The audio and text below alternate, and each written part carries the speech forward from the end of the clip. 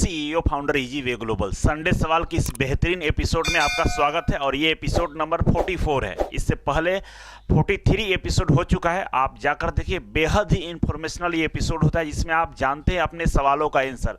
बहुत सारे बच्चों का बहुत सारा कन्फ्यूजन होता है जिसका सलूशन हम यहाँ पे देने का प्रयास करते हैं।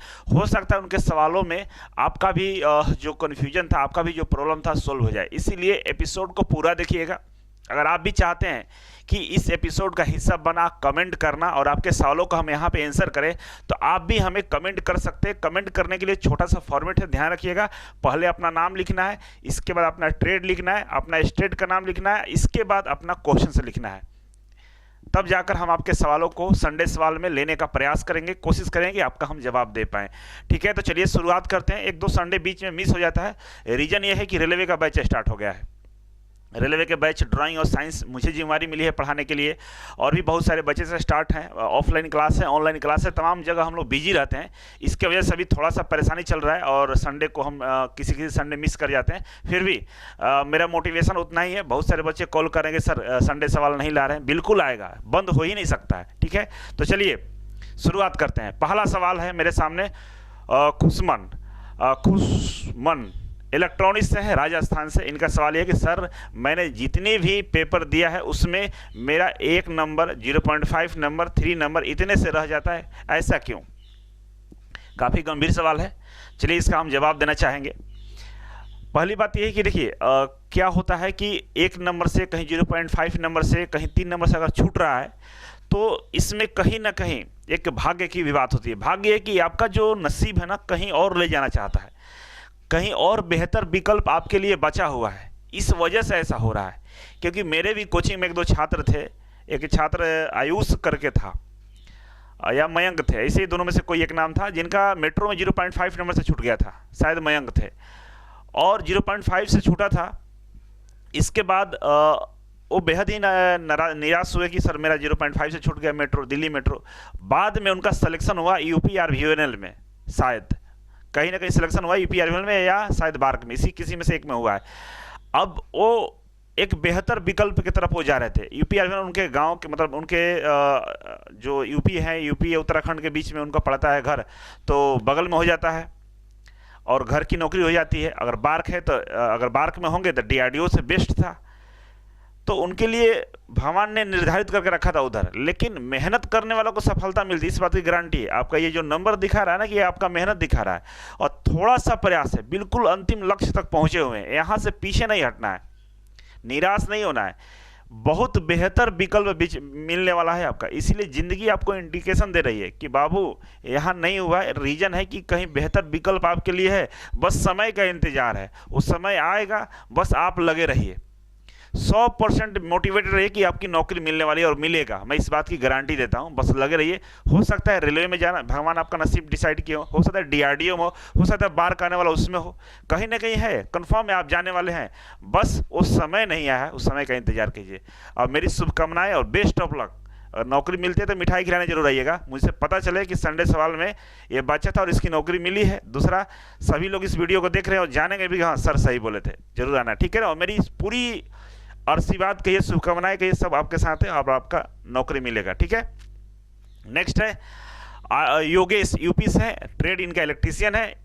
इन्होंने लिखा है कुछ मेरे बारे में, सर आप द बेस्ट रीड करते हैं, मतलब आप बहुत अच्छा पढ़ाते हैं। हिंदी हुआ, thank you so much Yogesh ji. Question इनका ये है कि डीआरडीओ का एग्जाम कब हो सकता है? यूट्यूब वाले डेली एग्जाम करा रहे हैं, डीमोटिवेट कर रहे हैं। देखिए मैंने बार बार ये बात बोला हूँ, सभी यूट्यूबर से निवेदन करता हूँ कि आप लोग व्यू के चक्कर में बच्चों को डीमोटिवेट मत कीजिए। भले फर्जी न्यूज लाइए, लेकिन इस तरह का न्यूज मत लाइए कि बच्चे का उस पर इम्पैक्ट पड़े। अभी डीआरडीओ को लेकर कुछ भी आप गलत बोल देंगे, यूट्यूब पे गलत न्यूज देंगे, बच्चे डिप्रेशन में चले जाते हैं, बहुत ज़्यादा उन पर प्रेशर आ जाता है। मतलब आता है रिजेक्टेड लिस्ट, डिप्लोमा का आता है, हाला आईटीआई का कर देते हैं, कुछ भी मतलब न्यूज बना के डालते हैं कि हमारा व्यू बढ़ जाए। उससे जो पढ़ने वाले बच्चे जो सीरियस है उनकी जान निकल जाती है। तो प्लीज़ रिक्वेस्ट है, यूट्यूब से जितने भी मेरे दोस्त चैनल बनाए हैं जो आईटीआई के रिलेटेड न्यूज़ देते हैं, आप लोग थोड़ा सा चीज़ों को समझ के स्टेटमेंट दें, क्योंकि आपकी बातें लोग मानते हैं। ठीक है ना? आपको आदर्श मान के आपकी चैनल को देखते हैं, तो इस तरह का चीज़ें ना बोले कि उनको परेशानी हो जाए। ठीक है, बाकी एग्ज़ाम की बात हम करें कब होगा, तो देखिए, मैं बार बार ये चीज़ बोला हूँ कि डीआरडीओ की जो मन में भावना है वो पता नहीं चल पा रहा है। पहली दो कंडीशन हो सकती है, पहला कि वो डिप्लोमा का एग्ज़ाम और रिजल्ट देने के बाद हो सकता है, फाइनल मेरिट लिस्ट बनने के बाद हो सकता है आईटीआई का एग्जाम लेना शुरू करे। ये पहला कंडीशन बनता है, क्योंकि अभी तक रिजेक्टेड लिस्ट नहीं आया है और डिप्लोमा वालों का एग्जाम शुरू हो गया है। मतलब हम बोल ये सकते हैं कि हो सकता है उसकी प्लानिंग हो कि डिप्लोमा वाला का एग्जाम ले ले, रिजल्ट जारी कर दे, इसके बाद आईटीआई पर हम लगे, क्योंकि एक ही डिपार्टमेंट में दो तरह के एग्जाम है, तो एक साथ दोनों को संभालना मुश्किल होता है। दूसरा ये प्लानिंग होगा कि डिप्लोमा वाला का एग्जाम कंप्लीट कर लेते हैं, इसके बाद आईटीआई वाला का रिजेक्टेड लिस्ट जारी कर देंगे, और जब रिजेक्टेड लिस्ट जारी करेंगे तो इनका 1 महीने के बाद एग्जाम ले लेंगे और दोनों का रिजल्ट हम एक ही टाइम पर जारी कर देंगे। ये भी प्लानिंग हो सकती है, तो दोनों में से एक होगा। तो अगर पहली प्लानिंग लगता है कि डिप्लोमा वाले को रिजल्ट जारी होने के बाद आईटीआई का एग्जाम शुरू होगा, तो मान के चलिए जनवरी लास्ट फरवरी भी आ सकता है। अगर ऐसा प्लानिंग नहीं है उनका, प्लानिंग ये है कि डिप्लोमा वाला का एग्जाम ले लें, इसके बाद आईटीआई का एग्जाम लेंगे और रिजल्ट साथ देंगे, तब आपका एग्जाम दिसंबर तक निश्चित हो सकता है। ठीक है, तो अभी आपको इस बात की खुशी होनी चाहिए कि अभी है ना आपका रिजेक्टेड लिस्ट है या ना एडमिट कार्ड की ऐसी कोई संभावना है। जो भी होगा 30 दिन का आपका टाइम मिलेगा। 30 दिन काफ़ी होता है चीज़ों को बदलने के लिए, और सबको 30 दिन ही मिलेगा। ऐसा नहीं कि केवल आपको 30 दिन मिलेगा, सबको उतना ही मिलेगा। तो अभी जिस रफ्तार से पढ़ रहे हैं उसी रफ्तार से पढ़िए, चीज़ों को समझ के पढ़िए, और आगे डेली पढ़ने का प्रयास कीजिए, प्रैक्टिस डेली कीजिए क्वेश्चन का, और यूट्यूब वगैरह चक्कर में ना पड़े, अपनी पढ़ाई जारी रखिए। जो भी इन्फॉर्मेशन होगा, जो होना होगा होगा, वो आएगा, उसके लिए क्यों परेशान होना। ठीक है ना, पढ़ाई कीजिए। ठीक है योगेश जी, लगे रहिए। नेक्स्ट है अमित कुमार का, इनका ट्रेड है फिटर और सेशन है 22-24, एज इनका है 16 साल। ठीक है, बहुत अच्छे, देख के तो मुझे ताजुब हो रहा है कि 22-24 सेशन है, एज 16 साल की एज में आप आईटीआई कर रहे हैं, बहुत अच्छा, बहुत दिल खुश हो गया आपको देखकर। सर मैं 10th के बाद आईटीआई कर रहा हूँ, सोच रहा हूँ कि 10th प्लस आईटीआई पे जॉब ले लूँ, अभी फर्स्ट ईयर में हूँ, फिटर है, किस तरह तैयारी करूँ। ऐसे बच्चों को देखकर जो अंदर से मुझे खुशी मिलता है ना, शायद नहीं मिलता है और चीज़ों से लेकर। क्यों? क्योंकि 16 साल में इतना बेचारा अवेयर है कि यूट्यूब पे आईटीआई का चैनल मेरा सब्सक्राइब किया है, आईटीआई की चीज़ों को लेकर अवेयर है, पढ़ रहा है और कमेंट कर रहा है 16 साल में। और 16 साल में हम लोग अभी मैट्रिक पता ना क्या क्या में रहते थे, इतनी चीज़ें नहीं थी उस समय और नहीं जानते थे। और इस बच्चा अगर अभी से इतना ध्यान दे रहा है तो निश्चित तौर पर ये बहुत आगे जाएगा और फ्यूचर में इसको नौकरी मिलेगा अगर सीरियस रहा अभी तो। ठीक है, तो बहुत अच्छा, और मुझे खुशी होता है इस तरह के बच्चों को देखकर। इस तरह से आईटीआई में अवेयरनेस आ जाए ना, सारे बच्चे जागरूक हो जाए, पढ़ना शुरू कर दें, तो सारे देश का कल्याण हो जाएगा, देश की जो स्ट्रक्चर है बदल जाएगा। सारे किसान मजदूर सब, मतलब मीडियम वर्ग के फैमिली के लोग आईटीआई करते हैं, उनके यहाँ लोगों को ना गुमराह करके पैसे ले लिए जाते हैं। लेकिन जब अवेयरनेस आ गई तो लोग पढ़ेंगे, अच्छे पैसे कमाएंगे, इंफ्रास्ट्रक्चर डेवलप होगा, गाँव भी विकास कर जाएगा। तो इसमें सहयोग कीजिए, आप मेरे वीडियो को शेयर जरूर करते रहिएगा। ठीक है, तो मैं आपको सलाह देना चाहता हूँ, पहला सलाह ये कि आईटीआई के बाद 10 प्लस आईटीआई पर जॉब लेंगे, बिल्कुल बढ़िया डिसीजन है, राइट डिसीजन है आज के ज़माने के अनुसार। ठीक है, पहली बात। दूसरी बात यह है कि जैसे आपका आईटीआई कंप्लीट होगा तो आपका एज 17 साल रहेगा, 17 साल में कोई फॉर्म नहीं भरेंगे, तो कोशिश ये कीजिएगा कि या तो किसी पीएसयू से अप्रेंटिसशिप कीजिएगा, नहीं तो आप गवर्नमेंट जॉब को तैयारी में लग जाइएगा, सीधा बात है। और 12th में एडमिशन ले लीजिएगा, ठीक है ना, और उस उधर क्लास आपका 12th होता रहेगा, ग्रेजुएशन होता रहेगा, इधर आप आईटीआई की तैयारी करते रहेगा। अप्रेंटिसशिप ना करें तो ज़्यादा बेटर है मेरी तरफ से, लेकिन समय है, टेक्निकल में आगे बढ़ सकते हैं। और आईटीआई पे ही जॉब लेना है, इस बात को कंफर्म कर लीजिएगा। इसीलिए अभी से पढ़िए, ट्रेड थ्योरी पर फोकस कीजिए, इंजीनियरिंग ड्राइंग पढ़िए, एम्प्लॉयबिलिटी पढ़िए, वर्कशॉप कैलकुलेशन, चारों सब्जेक्ट पढ़िए। सबसे ज़्यादा आप ट्रेड थ्योरी को पढ़िए, ट्रेड थ्योरी को मजबूत कर लिए 24 तक, और 25 में बाबू आपको नौकरी कन्फर्म में कोई नहीं रोक सकता। अगर अभी से इतना आग लगा है शरीर में ना, तो कोई दुनिया की कोई शक्ति रोक ही नहीं सकती है। बस ट्रेड थ्योरी को मजबूत करके आगे बढ़ते रहना। ठीक है, आगे बढ़ रहे हैं। देखिए इसमें हम बातचीत थोड़ा ज़्यादा करते हैं, तो इरिटेट नहीं होना है, सुनिए, नहीं तो अगर नहीं सुना है तो फॉरवर्ड करके आगे बढ़ जाइए। ठीक है, नेम है इनका, नाम है Sonu Kumar Jha, trade electronics mechanics, SCVT से 19-21 इनका सेशन था, बिहार से है। क्वेश्चन है कि एलएलपी साइको में डिसक्वालीफाई या मेडिकल में अनक्वालीफाई होने पर कौन सा ट्रेड का टेक्नीशियन का पोस्ट मिल सकता है। देखिए पहली बात है, यहाँ दो बातें आपने लिख दी है, पहला कि साइको में डिसक्वालीफाई होना और मेडिकल में डिसक्वालीफाई। साइको में डिसक्वालीफाई हो गया, दो ऑप्शन चुनाव कीजिएगा, एलपी और टेक्नीशियन दोनों चॉइस में रखे होंगे, तो टेक्नीशियन बनने की संभावना है, बन सकते हैं, वो भी डिपेंड करता है मेरिट पे। दूसरा, मेडिकल में डिसक्वालीफाई होंगे, तो मेडिकल किस तरह के मेडिकल में डिसक्वालीफाई होंगे, अगर वो सपोर्ट नहीं करेगा आपका टेक्नीशियन का पोस्ट का, एलपी का पोस्ट का, तो आप दोनों में आपको नौकरी नहीं मिलेगा, आप डिसक्वालीफाइड हो जाएगा पूरी तरह से। लेकिन ऐसा कोई मेडिकल में फेल है जहाँ पे एएलपी के लिए वो एलिजिबल नहीं है लेकिन टेक्नीशियन के लिए है, तो आपके लिए विकल्प रहेगा, सीट खाली रहेगा तो आपको टेक्नीशियन वाला पद मिल सकता है। ठीक है, तो इस तरह का आपका सवाल का आंसर है। नेक्स्ट हम बढ़ेंगे। पीयूष कुमार इलेक्ट्रीशियन से, बिहार, पटना, भागलपुर। ठीक है, क्वेश्चन इनका कि मैं तो आपका इजी वे का पेड कोर्स ले लिया है, डीआरडीओ सीपीटीएम 10 का बहुत, तो आप ऑफलाइन हॉस्टल की सुविधा है क्या, अगर है तो कितना चार्ज लगता है? मतलब इजी वे का हॉस्टल के बारे में पूछ रहे हैं। इन्होंने मेरा पेड कोर्स डीआरडीओ का ज्वाइन कर रखा है, थैंक यू सो मच।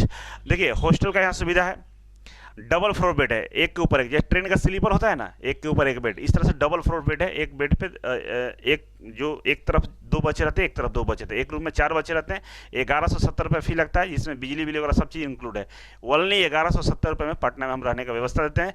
पढ़ाई कीजिए, किचन बगल में बना हुआ है, रूम के बाहर किचन बना हुआ है, जिसको खाना बनाना है किचन में खाना बनाता है, जिसको टिफिन लेना था टिफिन लेता है। टिफिन महीने का 2500 का आता है और खाना आप बना के खा सकते हैं या टिफिन ले सकते हैं। बस इतना सुविधा, यहाँ रहेंगे तो पढ़ाई बेस्ट होगा।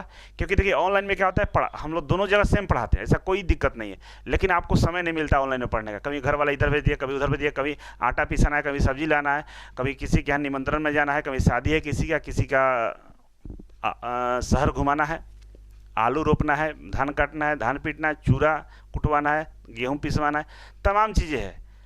और उस सब काम करने के लोग आपके पीछे पड़े रहेंगे, आपकी पढ़ाई की कोई वैल्यू घर में नहीं होती है। ठीक है ना, उनका गेहूं पीसाना बहुत इंपॉर्टेंट है, लेकिन आपको पढ़ाई करना उनके लिए इंपॉर्टेंट नहीं है। और वहीं जब आप नहीं नौकरी मिलेगा, बेरोजगार हो जाएंगे, तब वहीं घर वाले बोलेंगे ये पढ़त ना रहा ससुरा, दिन भर घूमत चल रहा, ये बोलेगा सब।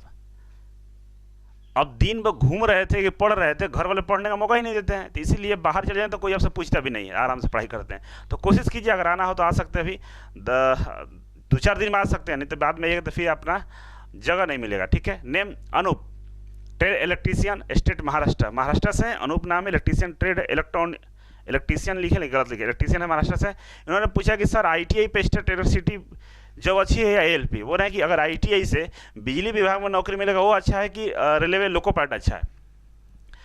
तो यहाँ पैसे के मामले में रेलवे लोको पायलट अच्छा है, पैसा वहाँ अच्छा मिलेगा, क्योंकि जिस तरह से ट्रेन का स्पीड बढ़ेगा पैसा आपका बढ़ेगा। मतलब अगर पैसेंजर चलाएंगे तो कम रहेगा, एक्सप्रेस चलाएंगे तो थोड़ा सा ज़्यादा, सुपरफास्ट में और ज़्यादा, राजधानी दुरंतो चढ़ेगा तो और पैसा मिलेगा। ठीक है, लाखों की सैलरी मिलेगी।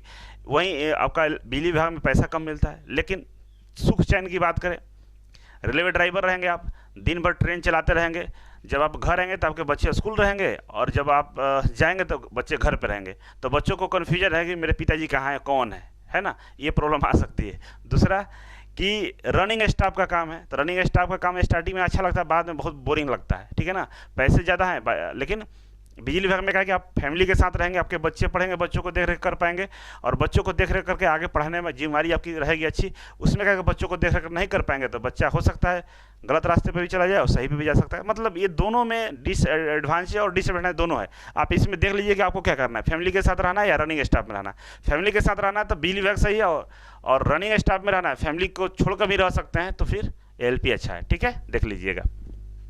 नेक्स्ट, गुड मॉर्निंग, आपको अभी अजय कुमार जी फिटर से, यूपी से। क्वेश्चन इनका है कि सर मुझे मैथ रीजनिंग नहीं समझ में आता है और इनका पाइल्स से क्या करना चाहिए? सबसे पहले आपको पाइल्स का ऑपरेशन करा लेना चाहिए। ठीक है, क्योंकि कहीं भी मेडिकल में आपको बाहर कर दिया जाएगा, इसलिए सबसे पहला काम, अगर गवर्नमेंट जॉब में जाना चाहते हैं तो पाइल्स का ऑपरेशन कर लीजिए। दूसरा कि आपको मैथ रीजनिंग समझ में नहीं आता है, मैथ रीजनिंग समझ में नहीं आता उससे कोई प्रॉब्लम नहीं है, समझना ही नहीं है। अगर आप इजी वे का स्टूडेंट है तो हम लोग चैप्टर वाइज 100-200 क्वेश्चन कराते हैं, 100-150 करवाते हैं मैथ रीजनिंग का। उसी को प्रैक्टिस करना है बार बार उसी का, नया चीज़ नहीं पढ़ना है। तो एक ही चीज़ को बार बार प्रैक्टिस करना, तो उसमें समझने की बात कहाँ से आती है? नहीं समझ में आए, क्योंकि सारा मैथ और रीजनिंग 2 लाइन में बनेगा, तो 2 लाइन में समझने वाले ट्रिक से काम होता है। तो बार बार प्रैक्टिस करना तो ऑटोमेटिक आपका रिवीजन हो जाएगा।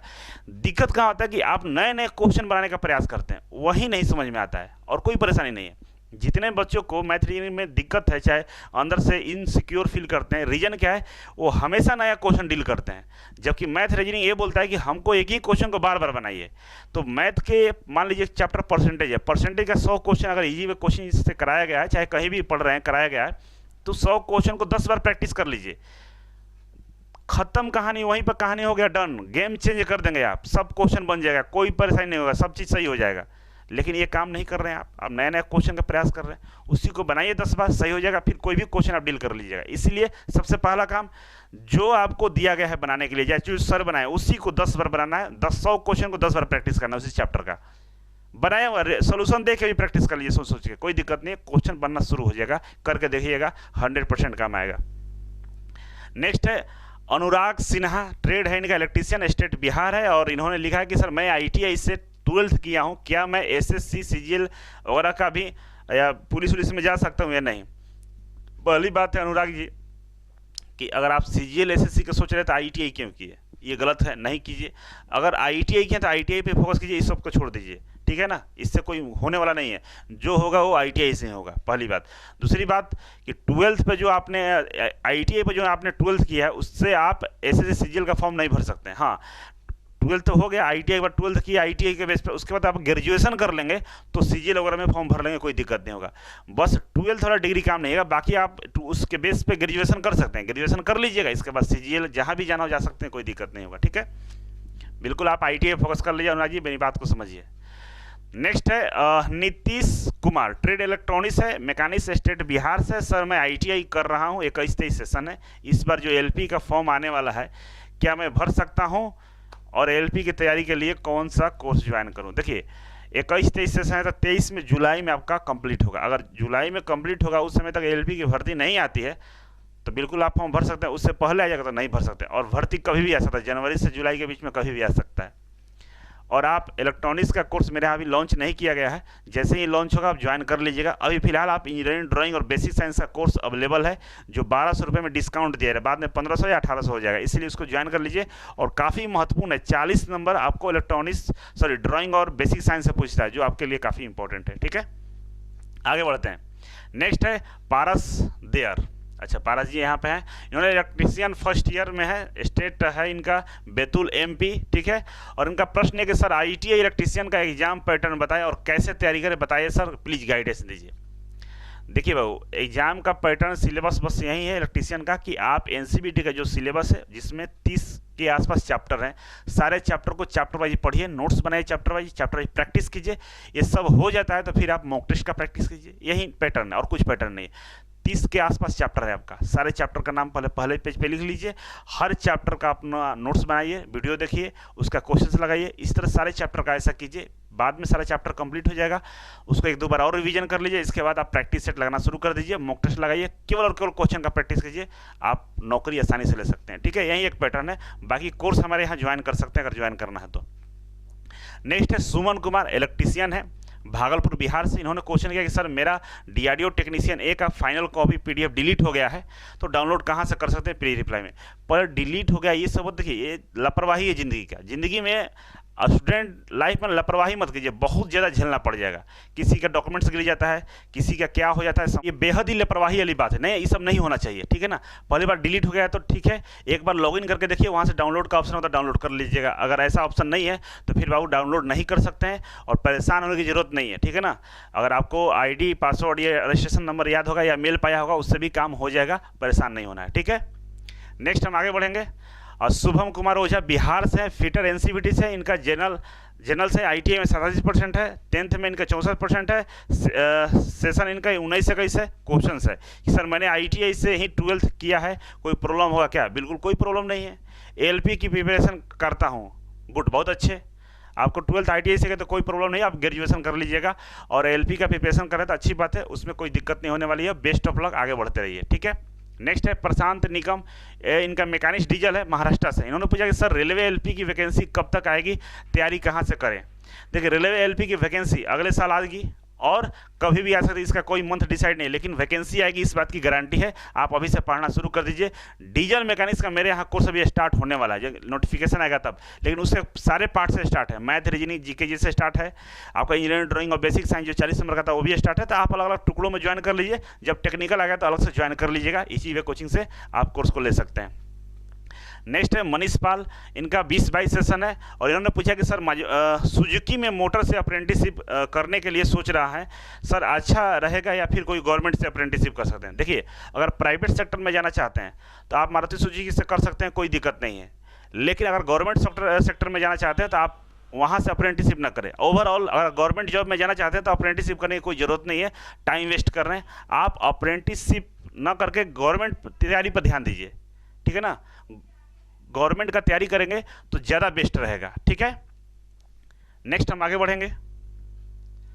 नेक्स्ट एक स्टूडेंट है ना, जिन्होंने ये इतना सारा चीज़ लिखा हुआ है मेरे बारे में, और इन्होंने बहुत मुझे मोटिवेट किए हुए हैं कि सर बहुत अच्छा कर रहे हैं, और सारे कमेंट का आप रीड करते हैं और मेरे लिए काफ़ी बेस्ट रहता है, और इन्होंने संडे सवाल में इनका जवाब भी मिल चुका है, तो काफ़ी खुश है। तो थैंक यू सो मच। आपका नाम है, नाम तो नहीं दिख पा रहा है कहीं पे, ठीक है, दीपक कुमार। दीपक कुमार इलेक्ट्रीशियंस हैं, उन्होंने काफ़ी अच्छी बात लिखी, इसके लिए बहुत बहुत धन्यवाद। आगे बढ़ते हैं। नेक्स्ट इनका है कि योगेंद्र सिंह बघेल हैं, इलेक्ट्रीशियंस है, और इनका यूपी से हैं, ठीक है ना, बुलंदशहर से हैं। क्वेश्चन है कि सर मैं यूपी PCLT 2 की तैयारी कर रहा हूँ, मेरी माँ को कैंसर हो गया, मेरी पढ़ाई नहीं हो पा रही है, क्या करूँ, हेल्प गुरु जी। देखिए, इनकी माँ की कैंसर हो गई, बड़ी काफ़ी दुखद है, दुखद न्यूज़ है, और सुनकर मुझे भी अंदर से बहुत ज़्यादा दुख हो रहा है इस बात का कि एक होता है ना गार्जियन, पेरेंट्स, काफ़ी देखने में तो लगता है कुछ नहीं करते, लेकिन वो आपके लिए भगवान के समान होते हैं, बहुत मदद मिलता है। वो सामने भी खड़े हैं ना, कुछ कर भी नहीं रहे, तो उनकी हिम्मत ही आपको हिम्मत देता है। लेकिन एक सच्चाई है जिसको आपको एक्सेप्ट करना पड़ेगा, ठीक है ना। दुनिया में कोई भी चीज़ अस्थाई नहीं है। जो आप प्रयास कर सकते हैं, प्रयास किए और कर भी रहे होंगे कि माँ ठीक हो जाए, लेकिन कैंसर का इलाज शायद संभव नहीं, इसीलिए दुखद बात है। तो उससे आपको टेंशन नहीं लेना है, ठीक है ना। हम अपना प्रयास कर रहे हैं, ऊपर वाले की मर्जी है, वो क्या करेगा, लेकिन उससे आप मेंटली फिट रहिए, ठीक है ना। क्योंकि आपकी माँ हो, मेरी माँ हो, सबकी माँ हो, अगर भगवान चाहेगा तभी उस धरती पर आ सकते हैं, वरना जाना पड़ेगा, हम हो चाहे आप हो, ठीक है ना। तो सिचुएशन को एक्सेप्ट कीजिए और अपने काम पर ध्यान दीजिए, ठीक है ना। माँ को भी सेवा करना, उनको देख रेख करना, जब तक वो हैं, जब तक उनका हम सहयोग कर सकते करना है, और इधर अपनी पढ़ाई को भी थोड़ा सा ध्यान देना है, तब जाकर चीज़ें सुधरेगा, और आपको डीमोटिवेट नहीं होना है, ध्यान रखिएगा, ठीक है ना। यही यही सिचुएशन, ये जो देखिए समय जब खराब चल रहा होता है ना, जब किसी भी सिचुएशन में लोग फंस जाते हैं, बहुत ज़्यादा प्रॉब्लम में, तो उसका एक ही सोल्यूशन है कि आप पेशेंस रखिए। और दुनिया में जो भी प्रॉब्लम आता है ना, तो वो उसका एक समय पीरियड होता है, समय के बाद वो चला जाता है, आपकी सारी चीज़ें सही हो जाती है। बस पेशेंस के साथ आपको रहना पड़ेगा, और यही पेशेंस आपको अभी दिखाना है कि दुनिया ये स्थिर नहीं है, मूवेबल है। लोग आते हैं जाते हैं, कितना भी बड़ा महान है, चाहे अंबानी की बात करें, चाहे एक छोटा सा गरीब की बात करें, सबको यहाँ से जाना, सब चीज़ यहीं पे छोड़ के जाना है, ठीक है ना। इस बात को माइंड में रखिए कि आपकी गलती नहीं है, ये ऊपर वाले ने ऐसा धरती को डिजाइन करके रखा है कि हमको उसके सिस्टम से चलना पड़ेगा, ठीक है ना। तो थोड़ा सा अपने अंदर मोटिवेशन लाइए और अपनी तैयारी में लगे रहिए, ठीक है, थोड़ा बहुत समय निकालिए। राजेंद्र कुमार है, टर्नर ट्रेड हरियाणा से, इन्होंने लिखा DRDO की तैयारी कर रहा हूं सर, मेरा वेट ज़्यादा हो गया 94 kg, मेडिकल में प्रॉब्लम होगा क्या। बिल्कुल मेडिकल में प्रॉब्लम नहीं होगा, ठीक है ना। ऐसे ओवर वेट में थोड़ा प्रॉब्लम आती है, 94 kg है तो थोड़ा सा वेट ज़्यादा है, कम करने का प्रयास कीजिए, कम हो जाएगा, उसके लिए परेशान नहीं होना है आपको। और उतना भी ज़्यादा नहीं है, और इस पर ज़्यादा हम बता भी नहीं पाएंगे, लेकिन मेरा जहाँ तक समझ है कि इस पर कोई परेशानी की बात नहीं है। वेट कम करने का प्रयास करते रहें और पढ़ाई जारी रखें। नेक्स्ट है सिद्धांता प्रधान का, इन्होंने पूछा कि DRDO का रिजल्ट लिस्ट कब आएगा। मैं इस सवाल का आंसर दे चुका हूँ पीछे ही कमेंट में।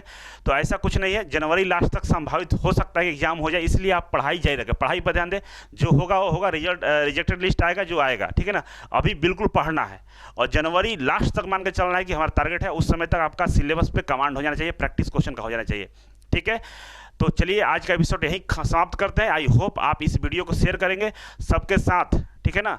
और आगे हम मिलेंगे नए एपिसोड में, तब तक के लिए धन्यवाद।